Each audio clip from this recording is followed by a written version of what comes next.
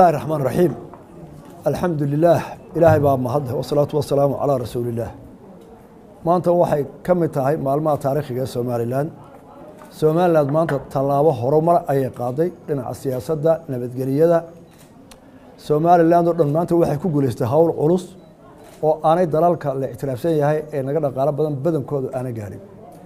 taana awood aanu leenahay dadka dheer kumayna gaarin Ilaahay mahadiyo ku gaariyo kaalmada Ilaahay cid kale inooga abaal sheegi kartaa ma jirto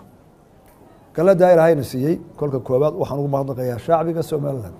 meel ay joogaanba mar labaadka waxaan ugu mahadnaqayaa xisbiyada qaranka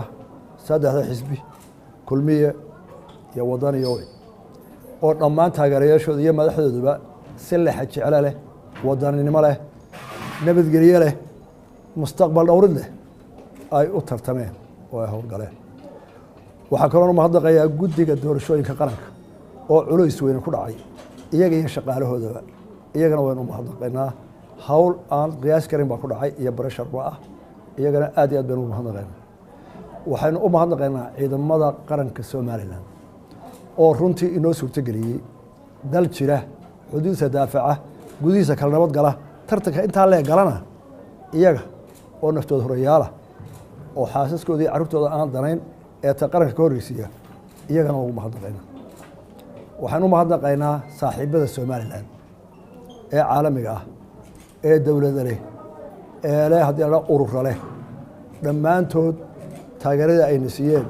ee aqoon leh ee waana leh ee dhaqaale lehna waynu ugu mahadnaqaynaa ugu dambeyntii waxaynu u mahadnaqaynaa bahda warbaahinta Soomaaliland saxaafadda oo intii ololaha socday iyo intii ka dambeysayba mar walba dhinaca qarannimada iyo danta guud ka ilaalinayay oo la hawlgalay shacbiga warar sugan iyo qarannimo ilaalinayna waa mahadnaqaynaa waxaan si gaar ah ugu mahadnaqayaa labada xisbi oo cod iyo wadani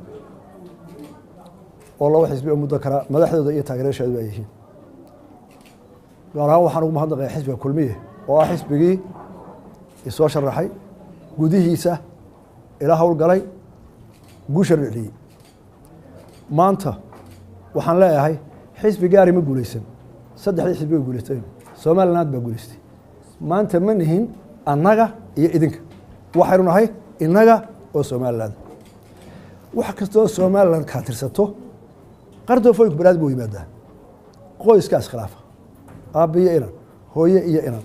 laba baa cimshir wada leh xisbiyada danta inta laga qaran ka hadlayo waxaan xaqiiqsanahay xisbi walba iyo hogaamiyaashooda Faysal iyo murashax ku-xigeenkiisa iyo Cabdiraxmaan iyo ku-xigeenkiisuba inay u tartamayeen Soomaaliland sidan ay tahay ka wanaagsanaato waxa quray wadana ahayd in waliba war ana hawshaas aan hayay tayda hore loogu maraya walaaltinimada daldhis bal u tartamay xumaan iyo xisb ummadda kala culeysiyo midna u meynaan galin saxaafaduna saas dhexdhexaad ku tahay maanta intii baynu haynaa waa qasab kubadda yarada aragteen haddii qola laga badiyo way yara qawmiyoota waa bini aadmigu waa wax inagu abuuray haddii xisbi wax diidan yahay waa doonaynaa walaaltinimadiisa Soomaaliland laantood hore u mayso haddaynu kala tirsanaa cadowgeena badanaya walaalkeen kii wax tirsanayaba baaqnabadeed gacan walaaltinimo iyo waxaynu soo dhamaysan jireen aanu dhamaysano ayaynu u baaqaynaa oo ugu diyaar garoobaynaa waxaan ku soo koobayaa Soomaaliland maanta intay wada leedahay ee heshiiska ku tahay ayaa ka badan wax isku soo karto Soomaaliland waxay leedahay cadow qura oo dhammaanteen inala wada cadow Soomaaliland waxay hore u mari kartaa markaynu soo maadin aniga oo maanta ummaddu karaameysay oo cod ku badnaysay maaha inaan kaliya guuleystay waxay la guuleystay murashaxii wadani iyo kii u cidba labadaba waxaan ka codsanayaa si karaamo leh oo wadaninimo ah inaanu isugu nimaadno dalkooda maamulo qadarintooda iyo miisaankooda la siiyo waxaan ku soo koobayaa oo ugu dambaysiinayaa dalkeena horumarkiisa iyo waxa ay noo baranaa midnimadiisa dhexdeena kubadda wada ciyaaro xaragana inaagtay garoonka marka ka baxana walaalo kubaddana wada ciyaaro meel ay tahay nin kastoo wax tirsanaya urur kastoo wax tirsanaya qof koox xisbi waxay tirsanayaan waxaan diyaar u ahay inaan la dhameeyo walaaltinimo la yidhaahdo maaragtay dee gacan qabow oo walaaltinimo u fidiyo isdhegaysano waxa leexay garab yeeshaan la siiyo weliba wixii culaysa anigu aan qaado waayo anaa la karaameeyey anaa laygu leeyahay inaan wixii haddii cid ugu tiirsanaya in aniga lagu tiirsado iyo xisbigeyga kulmiye ahaana saasaanu diyaarunahay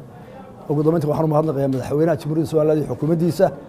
oo maanta halkaa aynu joogno ina soo gaarsiiyey nabadgelyo iyo culayska intaa leegay qaadeen waxaan qodobkayga ugu dambeeya waxaanu tacsi u diraynaa dadkii inagaga dhintay mudaharaadyadii waagii dhaweyto oo runtii nasiib darro ahayd inay ciidu inagaga dhimato kuwii dhaawacmayna ilaahay caafimaad degdegaa siiyo waxaanu ku ducaysanaa somaliland oo mida horumarka cadowgeena oo farxin cadowgeena oo jaba somaliland guulaystoona soo nimaadno dalkeena horu marino wasalaamu calaykum waraxmatullahi wabarakaatu